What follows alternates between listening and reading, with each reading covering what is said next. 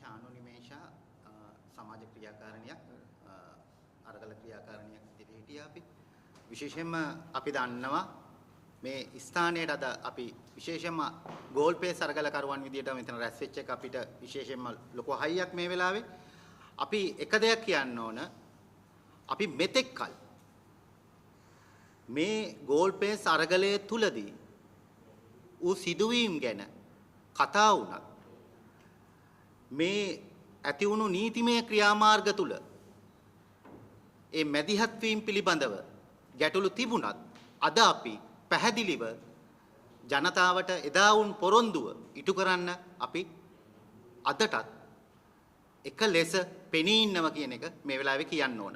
විශේෂයෙන්ම මේ නිට්ටඹුවේ മന്ത്രിවරයා ඝාතනය කරපු සිදුවීම තුල අපි දන්නවා පැහැදිලිවම ගෝල්පේ සරගලයේ මැයි 9 වෙනිදා පහර දීම තමයි පිටුපස තියෙන බිහිසුණුම සැලසුම් සහගත ඛේද වාචකයක් බවට පත්කර ඉරනම් ඒක කරේ කවුද?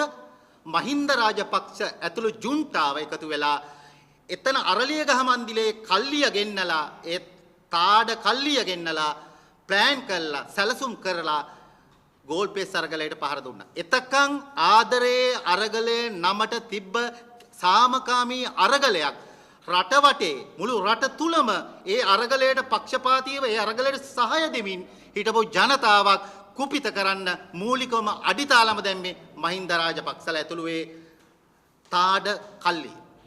ඒක අපිට අමතක කරන්න බෑ.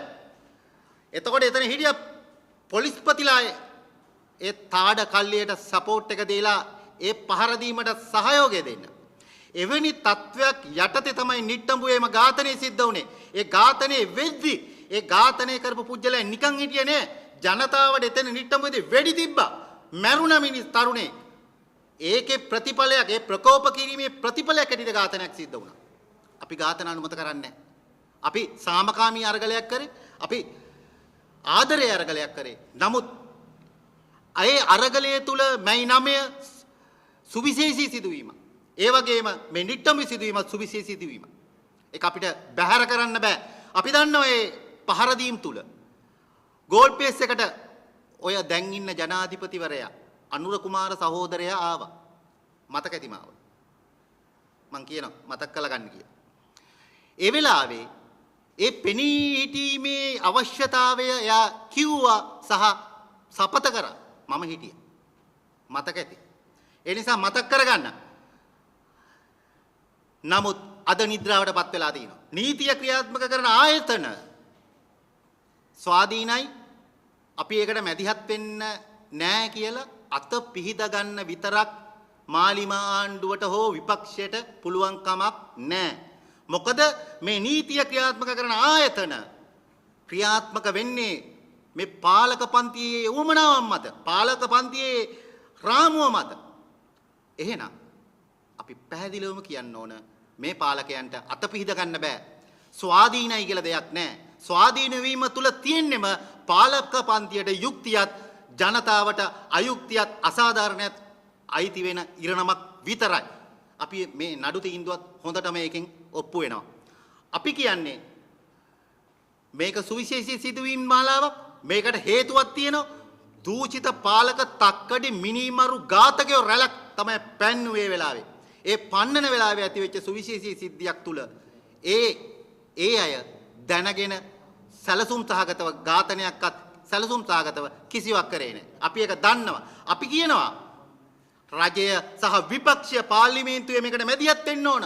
කතිකාවක් හදන්න ඕන. එදා පොරොන්දුනා අනුරලා.